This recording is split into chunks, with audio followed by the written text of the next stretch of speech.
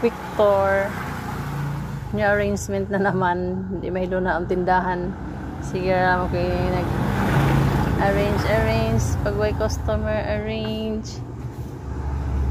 Mudyaon siya.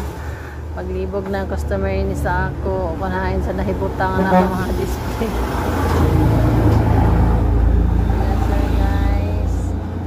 May nako kuman update na sa si Malunggay way mahimo. Sige na nag-update. Sige na nag-rearrange ng tindahan. Kaya way ako lingaw. Pag ako lingaw guys, ang dyan siya. Sige na ko nag-trotro ako mga chika-chika. Maglibog na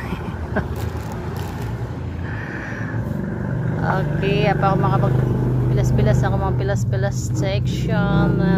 Blanco na diri, blanco na ako mga shampoo pilas-pilas para pag may customer diretso na dila pero may mag kuan pa. Ayan na yung mga bungi-bungi na diri guys. So, iton medyo ako kuman update ng Hinlo Kids.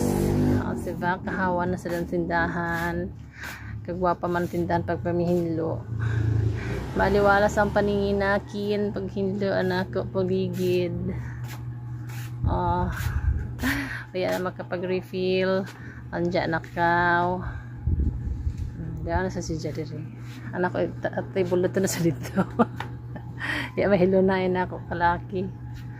Okay, naka dito stock room. Grabe ka Gilbert nagkamakaukahay guys.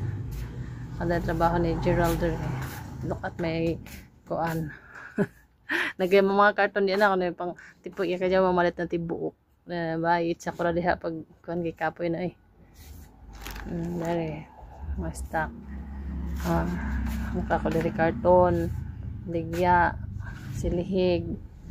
Aling ka modera tubig may stock na kagubot ng bidiga ito si Ayo